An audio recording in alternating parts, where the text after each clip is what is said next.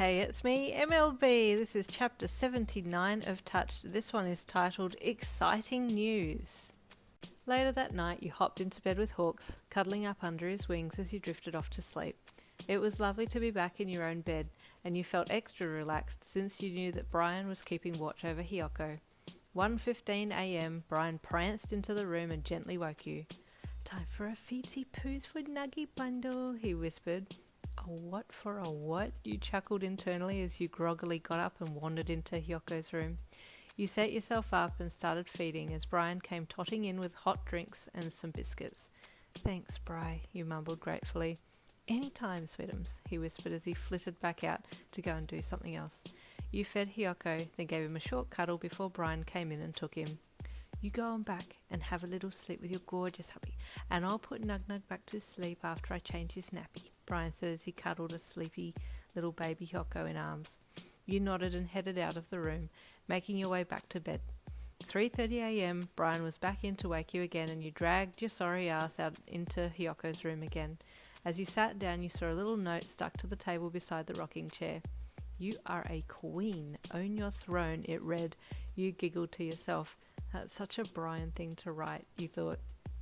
You started feeding Hiyoko, and when you had finished, you handed him over to a waiting Brian. "You go and sleep, Mama Bear," he whispered happily. "I'll put Nuggy back to sleep and wake you for the next feed." "Thank you so much," you whispered gratefully as you headed back to bed. Hawks dragged you into himself when you climbed in, and you sighed happily as you drifted off to sleep. At 4:30 a.m, you woke to the sound of Hiyoko crying pitifully and flew out of bed. "Bri, what's wrong?" you asked in a raspy voice as you ran into the room. "We're okay, honey bunch," Brian said frantically as he patted, bounced and shushed Hiyoko in arms. "Is he hungry?" you asked, walking over to him. I'm not sure, baby cakes. He wouldn't go back to sleep and he's been really upset and wriggly," Brian said sadly. "Is he sick?" you asked, trying to troubleshoot the problem. Hiyoko let out a little wail and scrunched his face up. "He looks like he's in pain," you commented as you took him from Brian's arms. "What's wrong, little Yoko?" you asked your baby. "Let me call Boo Boo," Brian said with a hand flick. "He'll know what to do." 10 minutes later, Uncle Anthony arrived on scene. You were still bouncing and rocking Hiyoko, who was screaming constantly by now. "Come here, Hiyoko," Uncle Anthony said calmly as he took him from your arms. He checked him over and asked you a few questions. I think he's just a bit colicky," he muttered to himself as he lay Hiyoko down on the lounge and then started to bicycle his legs. Hiyoko settled a tiny bit and then did a massive fart. "Oh, child!" Brian yelled as he waved his hand across his nose and touched his cheeks in shock. "Ah, that's better, huh?" Uncle Anthony said kindly as he picked up your now silent little one and rocked him in his strong arms. Hiyoko fell asleep instantly. "My hero," Brian gasped lovingly as he kissed his boyfriend on the cheek. "You go and sleep now, Yin," your uncle said to you. "I'll hold him for a while. That way he'll sleep a little longer." "Thank you so much," you said gratefully with teary eyes. "Oh, honey, you need sleep," Brian said sympathetically. "I can't stop crying," you wailed softly as you burst into tears again. Brian hugged you and stroked your head before sending you back to bed. The next time you woke, it was 9 a.m, and although you had only had 4 hours of sleep, you felt surprisingly awake. You stretched and got up, leaving a still sleeping Hawks in bed.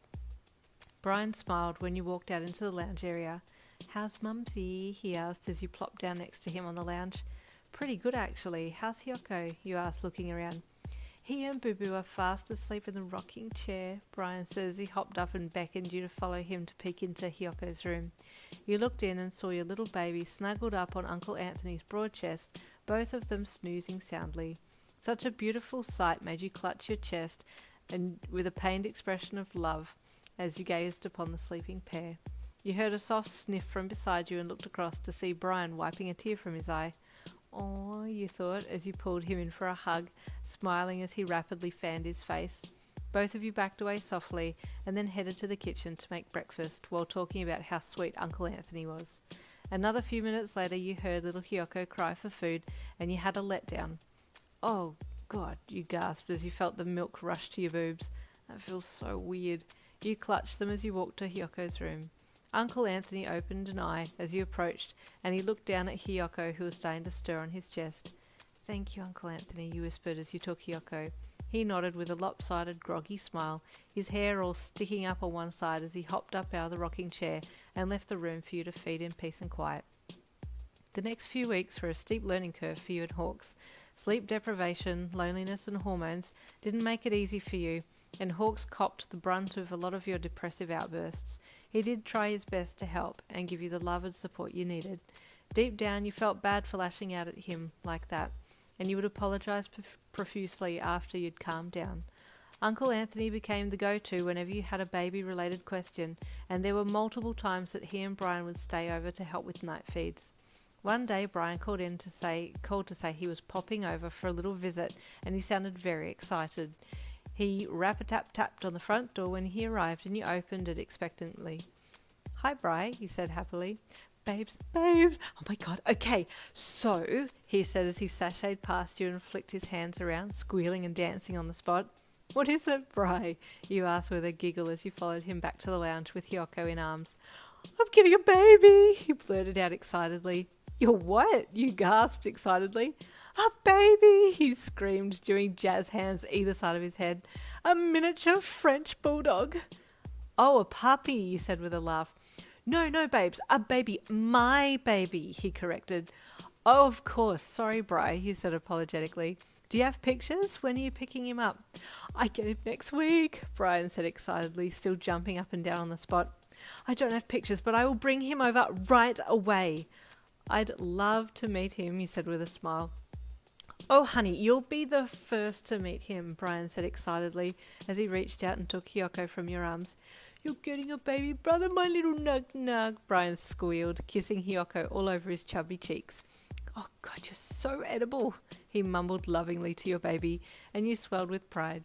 You continued to chat about how this getting a baby came up, and Brian told you that he had been bugging Anthony so much that he finally caved, and they both started looking for a puppy together.